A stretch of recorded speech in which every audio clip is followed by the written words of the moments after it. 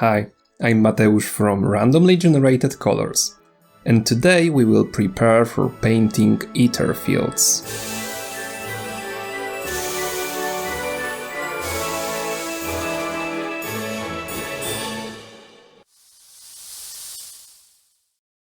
This is not going to be a typical video. I will link it in basically any other video of the series, so I don't need to talk about the same stuff over and over again. I will talk about 4 topics: mini preparation, tools, paints, and color mixing. All the links from this video will be listed in the description. Part 1. Preparation. Someone might say now, what preparation? You've got a full box of minis, just sit and start painting. And they are right. Kind of.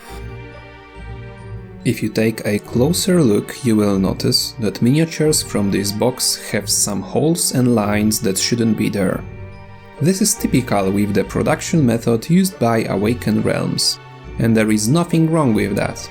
I would even go as far as saying that Awakened did a really good job, and some minis need only a little work, if any.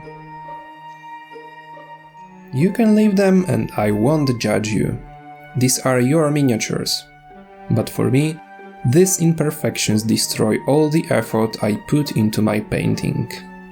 There are a lot of ways to approach this problem, but I think this video by Black Magic Craft is a great place to start. So what to do?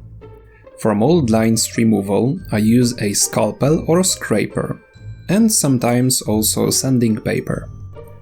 In most cases, a scalpel is totally enough to remove all unnecessary plastic.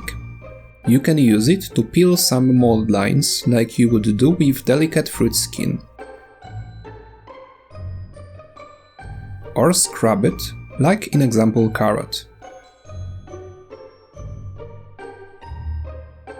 Just watch out for your fingers, this tool is super sharp. If you don't believe me, check out a scar on my left thumb. The scraper is a very similar tool, and it can be used in basically the same way as scalpel. The main difference is that it's way safer and you won't wound yourself or your miniature as easily. As for sanding paper, I use it only occasionally. In example, if I messed an even surface with a scalpel. Cleaning of the base box minis took me about 2 hours, with most time spent on a big lady. If you are a perfectionist, you will probably spend way more than that. Finally, I base coat all the minis with zenithal highlight technique, using spray cans. Generally, you need to make an overall even coat of dark paint on your minis, and when it is dry, spray it from a top angle. Usually no more than 30 degrees from vertical with a very light spray. The most conservative approach is to use black and white, but I tend to use dark grey instead of black. In this series, I might also use dark navy blue or violet as a first coat. But you don't really need to follow my steps here. I'm just trying to help myself with mixing cold tones to the shadows this way. If you need to buy some spray cans, I believe all hobby paint brands have their series of those, and I have no recommendations here. Okay, maybe just one. Citadel sprays are way too expensive. Nowadays I started experimenting with Montana Gold series acrylic paint sprays, and they are fine so far, but with a shiny finish. If you want to learn more about spraying your minis, start with this video by Frisoni. Part 2. Tools. Now let's talk about brushes, palettes and other stuff. I'm using some brands that suit my style, but there is no need for you to start shopping. Probably what you already have is sufficient. Let's start with brushes. For most of my work I use Raphael Koliński brushes series 8404. For larger surfaces and volumes, I use sizes 2 or 3. For details, I use sizes 0 or 1, depending on what is available in local shops. For me, these brushes were a game changer. If you want to know more about them, check out a video made by Squidmar, link in the top right corner. Apart from that, I use plenty of old, mostly damaged brushes. They are useful for paint mixing, rough painting on sharp edges, dry brushing, washing, and all other stuff that would be dangerous for my expensive Raphaels. I even go as far as using a brush handle mostly for applying Citadel paints to my palette. I also have some cheap synthetic brushes for metallics, oil paints and dry brushing. If you want to know more, leave a comment. This is a good topic for another video. If I have to point one most important item in this tutorial, it would be a wet palette. This tool helps your paint stay active for hours or even days. You can find plenty of those over the internet, but it is also super easy to make one yourself. I use the Redgrass Everlasting palette because it's big, but I can't really recommend it because of its price. If you want to learn more about wet palettes, check out a video in the right corner. The last few items I strongly recommend are paper towel or toilet paper for maintaining your brush clean. You can do it with this kind of motion. It is also super useful in case you accidentally spill your water or paints. Just remember to pick a sturdy one that won't leave small particles on your brush. You might also want to use latex gloves, not only for your skin protection, but also to avoid leaving on the mini some fluids produced by your skin, like sweat or oils. Finally, a small tip from me.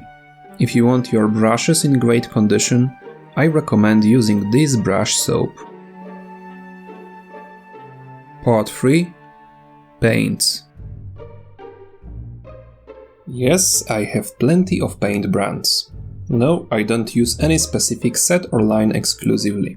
I'm trying to buy only paints I feel I will use often, but also I tend to experiment with new products a lot. Also, I always felt an urge to mix my own colors and understand how they are made. As you can see, my whole acrylic paint collection fits in one wooden box.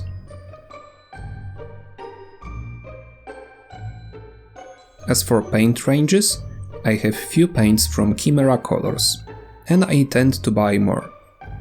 They have very vibrant colors that are great for mixing and a nice matte finish. I also have a few Scale Color and Scale Color Artist paints.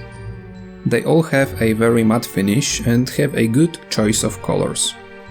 The Artist series is hard to recommend. They are heavy body acrylics and are difficult to use. I like them in some specific applications, but it is a story for another video. If you see me using them, just pick a similar color of your own. Other than that, I have plenty of Citadel paints, shades and technicals, but I'm not buying any new ones anymore. This is a range I started my painting journey with, but today I feel it is too expensive. I also have a few Vallejo paints, and this is a range I would recommend for beginners. I also have a few acrylic inks from Liquitex, Daler & Rowney and Scale Color. They are all fine, and I believe I will use them a lot in my videos.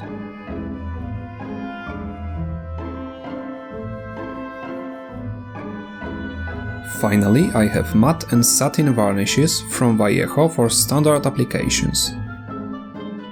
AK Interactive Ultra Matte Varnish, which is the only product I know that can make inks matte. Polyurethane varnish for some heavy-duty sealing. Sometimes I also use a glaze medium for mixing my paints. These are paints I use, but you probably have a totally different set. Don't worry, just find colors that look similar to the ones I'm using.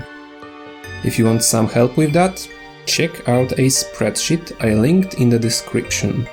It is a superb tool to search for paint replacements. Otherwise, you can always try to mix the color by yourself.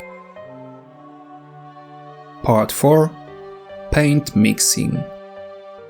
With this fluid transition, let's talk about paint mixing. Here I will show you just the basics, but if you like I can make a more in-depth video in the future. When you are mixing acrylic paints, you can basically mix everything with everything else, with different final effects. When you want to mix specific colors, the easiest way is to look at the color wheel and find a color you are looking for. Now, look for two colors on the sides of it and try mixing them. It usually won't be a one-to-one mix, because different pigments have different strengths, but with practice you will be able to predict the outcome of your mixtures.